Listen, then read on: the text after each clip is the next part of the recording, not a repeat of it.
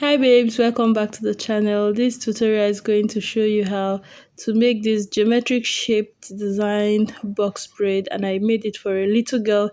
She has lots of hair and we wanted to make box braid that didn't look overpowering for her age, right? So I used one pack of expression braiding hair in color 27 and I cut it into 3 equal pieces. Now when feeding in the hair extension, I fed in the hair extension twice while making the knotless braid. This was because I didn't want the hair.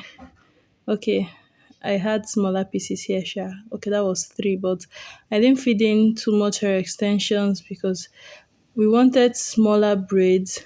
But because she had lots of natural hair, if we use the normal amount of braiding hair we would use, it's going to look overpowering for her age, or just overpowering, like not suitable. So I used smaller quantity of braiding hair extensions, and we were able to end up with something that looked perfect.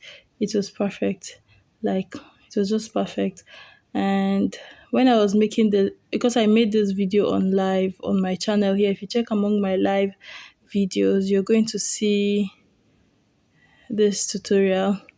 We made it on live. So one of the comments I got during the live video, someone said with the size of the braids and the quantity of her hair, this was not going to look appropriate.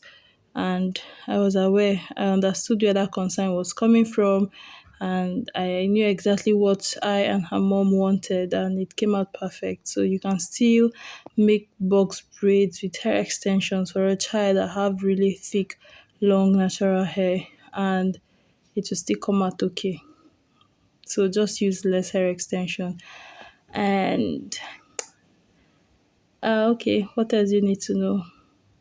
That was all. This was how I fed in the hair. I'm just going to let you watch. Okay, for the shape at the bottom right, I was making like a curve, like a C, like writing letter C, right? When I make it to the left, the next time I make it to the right, then I make it to the left, I make it to the right. It makes this shape here. You have like a round circle and then like the shape of a pie, like pi in mathematics, right? And then circle, pi. If you keep making the shape of C, C to the right, C to the left, C to the right, C to the left, it will be giving you circle, circle, pi. You're going to understand what I mean when you see the end product. So keep watching and thank you so much. Enjoy.